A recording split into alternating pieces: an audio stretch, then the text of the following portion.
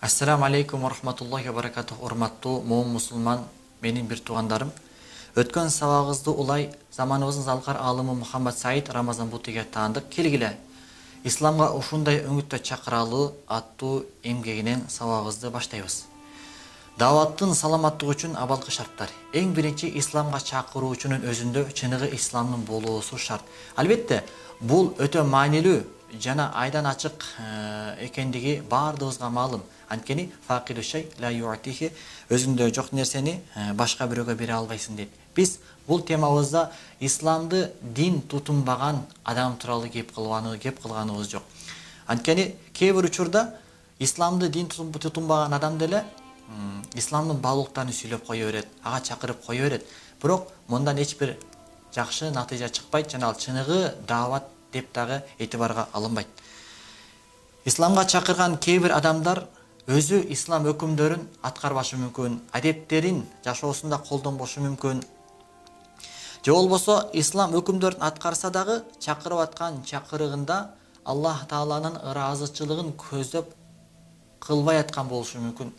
Бул эки түрдөгү дааваттын мисалы кудум эле бассейнге сууну толтурууну көздөп, тээрек четиндеги крандарды ачып, бирок анын түбүндө жерге кете турган тешиктерди жаппастан калтырып койгонго окшош. Эмнеге? Анткени себеби адамды, мусулманды, башка адамдарды исламга чакыруусуна кайсыл нерсе түрткөн болсо, кудум ошол нерсенин өзү ошол адамдын өзүн дагы исламдын өкүмдөрүн аткаруусуна жана ыхыластуулук менен кылуусуна түртүш керек эле. Бул экөөнүн ортосунда ажырагыс, тыгыз бир тамыр менен бутак сыяктуу байланыш пайда болот.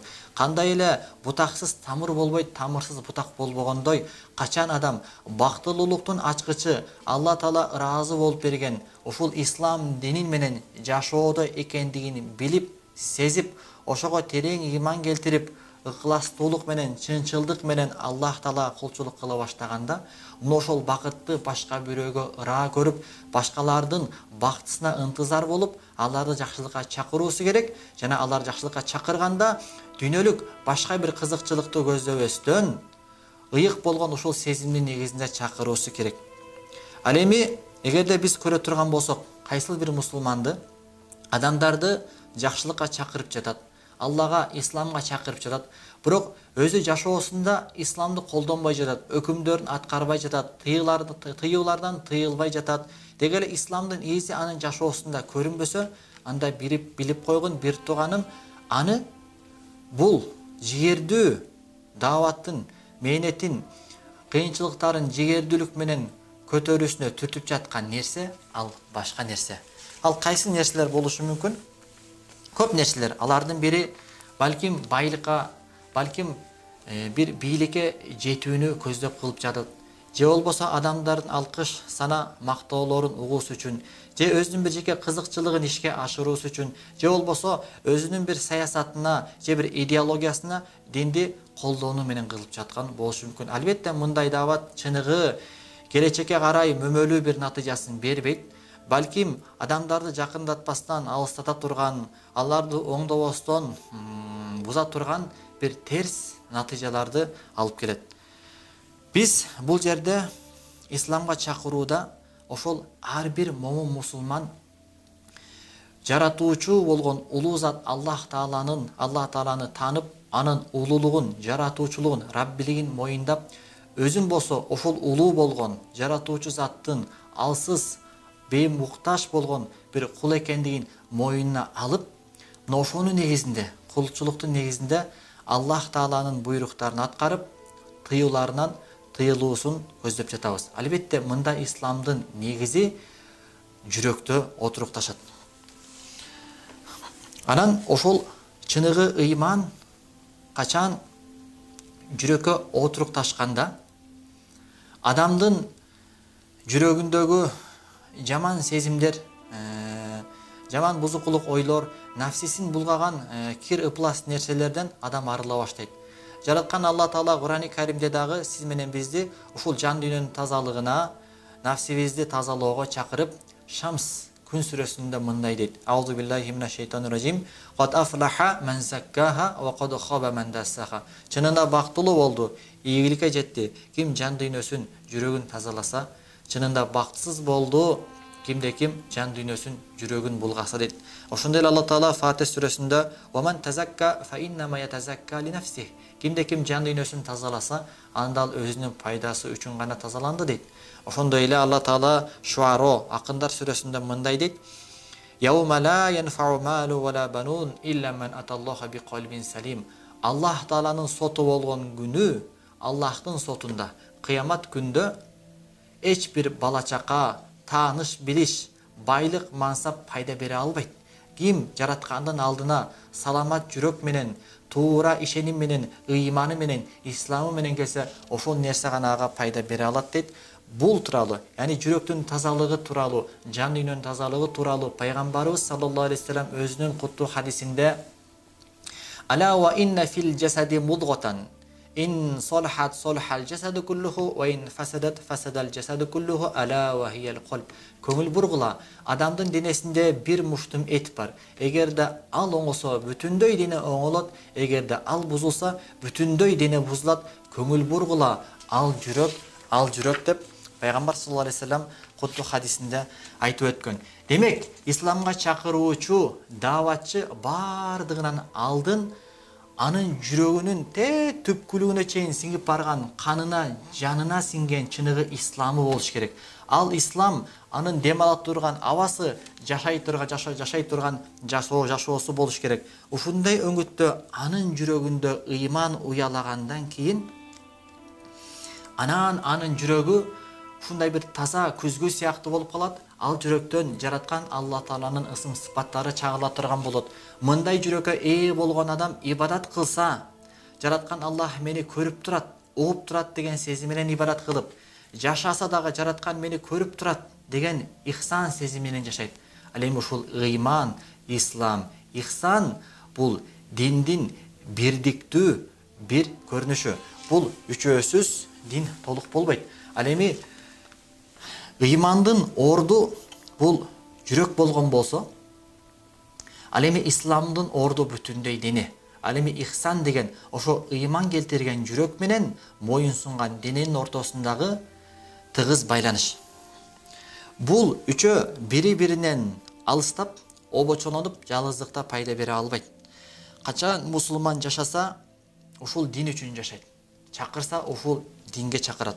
Кудай сактасын, бул дин спорттук көнүгүү сыяктуу, биздин жашообуздагы бир көнүгүү сыяктуу болуп калуусунан, же болбосо бир хобби сыяктуу болуп калуусунан Кудай сактасын. Ислам, ыйман сиз менен биздин дем ала турган абабыз, жашай турган жашообуз болуш керек. Алла Таала Кур'ан-ы Каримде бул тууралуу "Кул инна салати ва нусуки ва махяя ва мамати лиллахи раббил аламин". Айткын эй пайгамбар үммөтүңө, менин намазым дагы, бардык ибадаттарым дагы, жашоом дагы, өлүмүм дагы аламдардын эгеси Аллах үчүн деп айткын дейт. Демек, урматтуу бир тууган, мына ушул исламга чакыруучу дааватчынын исламга чакыруудан алдын анда болуусу керек болгон эң биринчи шарт ушул. Бирок урматтуу бир тууган, бул жерде сен кимдир бирөөнү исламга чакырууңдан алдын, ушул иште жигердүүлүктү көтөрүүдөн алдын сен толук кемелдик даражага жетишиң керек деп даава кылбаймын. Эгер ушул мунсуз болуусу мүмкүн эмес. Бул аябай негизги шарт. Бул шартсыз эч мүмкүн эмес деп шарттай турган болсок, бул жагдайда ислам коомчулугу исламга чакыруучулардан куру калып, коомчулуктагы ар бир адам башкалары жакшылыкка чакырбастан, жамандыкка кайтарбастан, ыйман, ислам, ихсандын толук кемел даражасына жеткенге чейин өз нафсиси менен, жаман сезимдер менен күрөшүп, өзү менен өзү гана алек болуп калуусу керек болот. Албетте, бул учурда биз баягы белгилүү эреже бар. Ма ла юдраку куллуху ла ютраку куллуху. Кайсыл нерсе толугу менен өздөштүрүлбөсө, толугу менен түшүнүлбөсө, толугу менен ал нерсеге ээ боло албасак, аны толугу менен таштап салбаш керек деген эреженин негизинде амал кылабыз.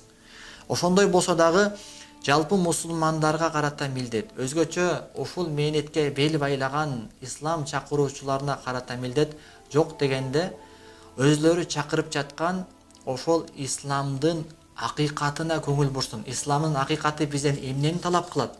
Бизден ушул ыйман, ислам, ихсанды талап кылат.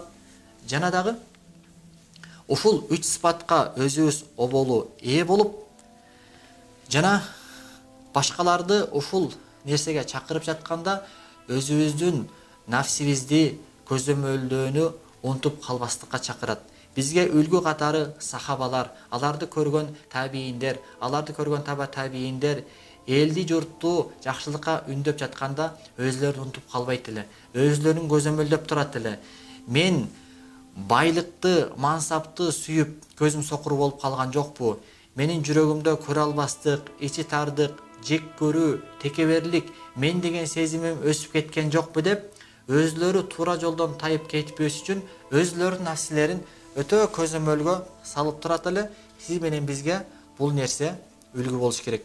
Урматтуу бир тууган, демек оболу ошол чакыруучу адам өзгөлөрдөн мурда өзүнүн жан дүйнөсүн тазалоосу, өзүнүн жүрөгүн тазалоосу, бул чоң жихадпы же кичинекей жихадпы, бул өзү хадиспи же хадис эмеспи деген сөздөрдү бияка кое тур.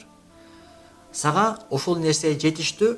Ар бир ыкластуу мусулман пайгамбар саллаллаху алейхи вассаламдын Бухари жана Муслимде айткан хадисин жакшы түшүнөт. Ал хадис өткөн сабакта айтылгандай, көңүл бургула, бул денеде бир үзүм эт бар. Эгерде ал эт оңолсо, бүтүндөй дене оңолот. Эгерде ал эт бузулса, бүтүндөй дене бузулат. Көңүл бургула, ал жүрөк деген хадиси. Демек ушул хадистен кийин кайсыл бир момун мусулман өзүнүн жан дүйнөсүн тазалоо менен алек болуп, нафсисинин жамандыктарынан арылууга мээнет кылып жаткан болсо, бул нерсе чоң жихад болбой, кайсы нерсе анда чоң жихад болот?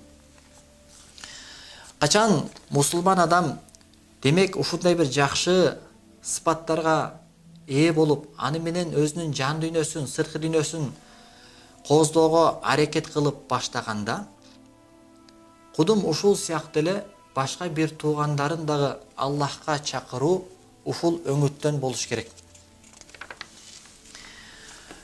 Ал эми өзү мусулман болуп, бирок исламдын өкүмдөрүн аткарбаган, буйруктарына моюнсунбаган, адептерин карманбаган, жана башкаларды жакшылыкка чакырууга, жамандыктан кайтарууга кызыктар болбогон мусулманга айта турган кеп кеңешибиз: мен эми өзүм исламдын буйруктарын аткарбай атсам, кантип кайсы бетим менен башкаларды исламга чакырат элем? Кой, мен чакырбай эле коеюнчу деп таштап салбаңыз.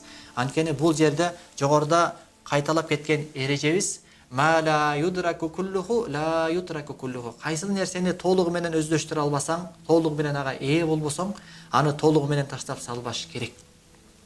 Кандай эле ал өз нафсисин унутуп, буйруктарды аткарбаганына күнөө алгандай, ошол эле мезгилде башка бир туугандарына себепчи болуп, аларды жакшылыкка чакырганына сооп, сыйлыгын алып кете берет. Бирок өзү амал кылбастан туруп чакырылган насааттар уга турган дитин коюп, уга турган кулактарды азыраак табат. Чындыгында бир гана акылга дал келген туура сөз менен гана адамдар динге келбейт. Аллах Тааланын чыныгы жаратуучу Рабби экенин моюндап, ошонун негизинде ага чыныгы кул болуп жашаган, Алланын буйруктарын аткарып жашоосунда ислам чагылган адамдардын сөздөрүнөн чыккан, оозлорунан чыккан сөз бул нур сыяктуу адамдардын жүрөгүнүн түпкүлүгүнө чейин жетет.